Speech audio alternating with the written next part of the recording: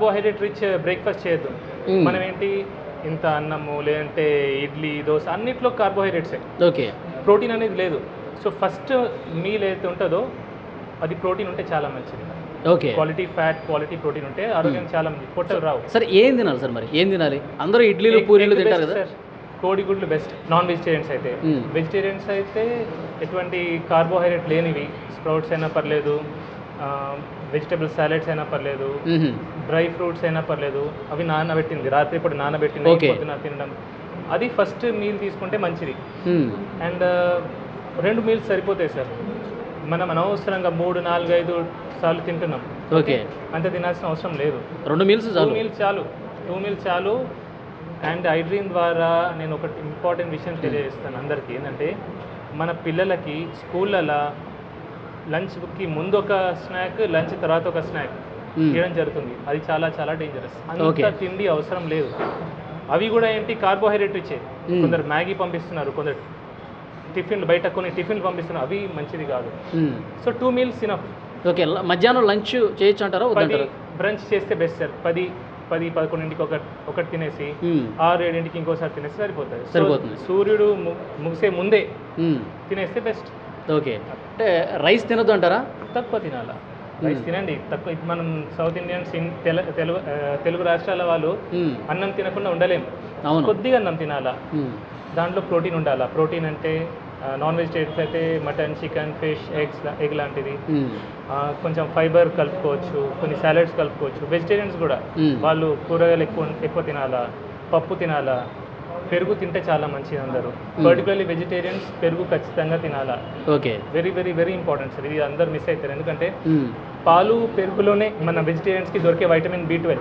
Okay. Otherwise sufficient vitamin B12 అందరు afford చేయలేరు. కొన్ని సీడ్స్ అంటారు, ఫ్రూట్స్ డ్రై సీడ్స్ అంటారు, కానీ అవి అందరు తినలేరు. పెరుగు సింపుల్ అండ్ ఈజీగా దొరుకుతుంది. సామాన్య ప్రజలు కూడా అది కొనుక్కోవచ్చు. అవును. బట్ ఓవరాల్గా నేను ఒకటి ఏం చెప్తాను సార్, వెజిటేరియన్స్ మాత్రం వైటమిన్ B12 సప్లిమెంట్ తీసుకుంటేనే మంచిది. ఒక గోళీ బెటర్. వెజిటేరియన్స్. నాన్ వెజిటేరియన్ తప్పకుండా చికెన్, మటన్లు తినాలి బాగా. తింటే తప్పేం లేదు సార్. ఇప్పుడు మనం తిన్నాం కదా. అంటే నాన్ వెజిటేరియన్తోనే ఎక్కువగా కొలెస్ట్రాల్ వచ్చేస్తుంది, అనారోగ్యం పాలు నాన్ వెజిటేరియన్ ఎక్కువ ఉంది అని చెప్పి ఒక ప్రచారం ఉంది కదా సార్. కొలెస్ట్రాల్ అనేది మన డైటరీ, మనమైతే కొలెస్ట్రాల్ తింటామో దాంతో రక్తంలో పెద్దగా కొలెస్ట్రాల్ పెరగదు. యాక్చువల్లీ జెనెటిక్ డిఫార్మిటీ ఉంటే అది కొందరికి ఒకరికి ఉంటుంది, కానీ మ్యాక్సిమం జనాలకి తినే కొలెస్ట్రాల్తో బ్లడ్లో కొలెస్ట్రాల్ పెరగదు. ఓకే. ఓన్లీ 10%, 15% పెరుగుతుంది. సో కొలెస్ట్రాల్ దేంతో పెరుగుతుంది? మనం లివర్ తయారు చేసేది కొలెస్ట్రాల్. ఓకే. ఎప్పుడైతే బాడీకి అవసరం పడుతుందో, ఇప్పుడు ప్రతి హార్మోన్కి కొలెస్ట్రాల్ అవసరం. ఒక్కొక్క సెల్ మెంబ్రేన్ ఉంటుంది, అది తయారు కావడానికి కొలెస్ట్రాల్ అవసరం. ఓకే. సో అందుకే కొలెస్ట్రాల్ అనేది చాలా ముఖ్యం. కొలెస్ట్రాల్ మన కొలెస్ట్రాల్ రాదు అంటారు సార్. కొలెస్ట్రాల్ తింటే కొలెస్ట్రాల్ రాదు. ఇంకా సాచురేటెడ్ ఫ్యాట్తో కొన్ని కొలెస్ట్రాల్ వస్తుందని చెప్తారు. LDL కొలెస్ట్రాల్ పెరుగుతుంది అంటారు, కానీ LDL కొలెస్ట్రాల్ కూడా 2 రకాలు, లార్జ్ బాయింట్, స్మాల్ డెన్స్ అని. ఫ్యాట్ తింటే పెరిగేది మ్యాక్సిమంగా లార్జ్ బాయింట్ ఎక్కువ పెరుగుతుంది. స్మాల్ డెన్స్ పెరిగేది అది కార్బోహైడ్రేట్స్ ఎక్కువ తీసుకుంటే, షుగర్ ఎక్కువ తీసుకుంటే, చక్కెర, అప్పుడు స్మాల్ డెన్స్ పెరుగుతుంది. అందుకే చక్కెర ఎక్కువ వాడితే హార్ట్ అటాక్ వచ్చే అవకాశాలు ఎక్కువ. చాలా మందిలో ఒక డౌట్ ఉంది సార్, మీరు గత వీడియోలో కూడా చెప్పారు, నెయ్యి తినటం మంచిదా కాదా? పెద్ద డాక్టర్లు కూడా నెయ్యి అసలు తినకండి, చాలా లిటిల్ బిట్గా తీసుకోండి ఒకవేళ తీసుకునేదంటే అని చెప్తాను. సరే, ఇన్ మోడరేషన్ నెయ్యి చాలా మంచిది.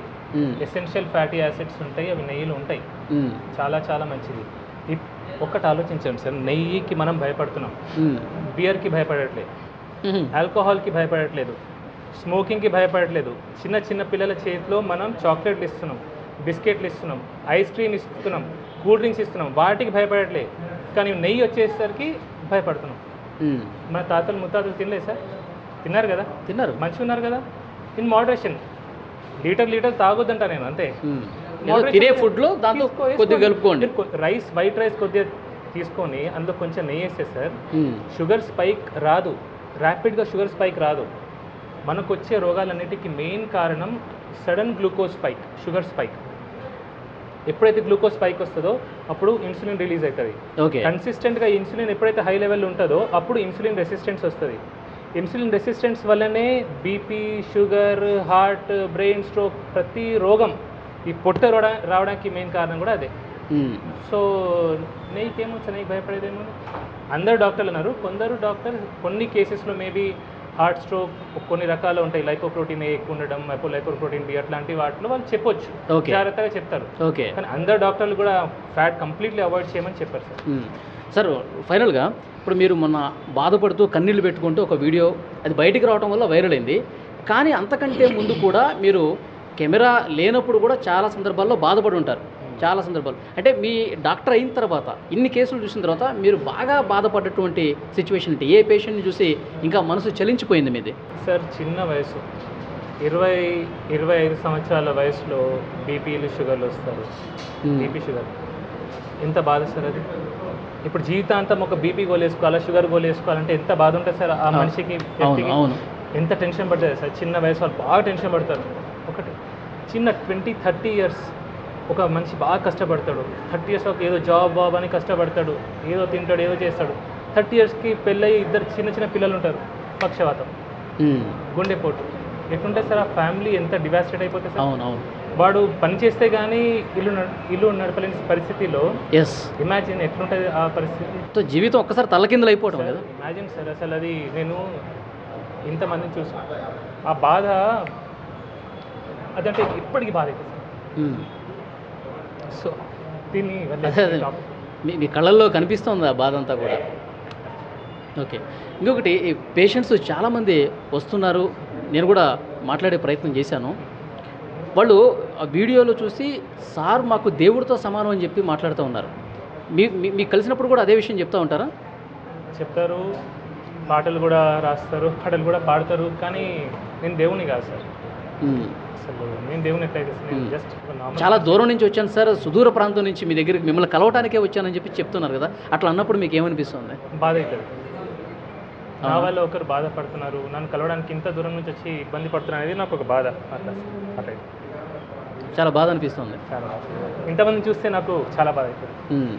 ఉండదు సార్, అసలు ఎందుకు రావాలి సార్ అని ఇంకా బాధ కాదు, కోపం కూడా వస్తుంది అప్పుడు. నేను చెప్తూనే ఉంటా. చాలామంది అంటారు సార్ ఇట్లా మీరు ఏడ్చి చూసి నేను బాగా ఫీల్ అయిపోయాను, మిమ్మల్ని ఫాలో అవుతున్నా, మీ అన్ని వీడియోస్ చూస్తా. ఒకటే అడుగుతా, నన్ను ఏ నూనె వాడుతున్నావు అంట, నవ్వుతారు. సార్ రిఫైండ్ ఆయిల్ అంటారు, ప్యాకెట్ నూనె అంటారు. మళ్ళీ అది బాధ నాకు. చక్కెర వాడడం మానేసావా, ప్రతి నీళ్ళు కొంచెం ప్రోటీన్ తీసుకుంటున్నావా. సో నేను చెప్పేది ఆచరించకపోతే నన్ను ఇంత ప్రేమించిన ఏం లాభం సార్? ప్రేమ ఎప్పుడు కనిపిస్తుంది సార్? ఇప్పుడు ఒక మనిషి నేను ప్రేమించిన అంటే దాని మీనింగ్ ఏంటి? ఆ మనిషి చెప్పేది వినాలా, ఆచరించాలా. ఆచరణలో పెట్టకుండా జస్ట్ మిమ్మల్ని అభిమానిస్తా, నేను ప్రేమిస్తా. చాలామంది సార్ ఇప్పుడు నన్ను ఫాలో చేస్తాను, చాలామంది ఫాలో అవుతున్నారు, చాలామంది పెరిగారు, కానీ ఏం లాభం సార్ అది? సరే, చెప్పింది విననప్పుడు ఏం లాభం అంటారు? అంతే కదా సార్.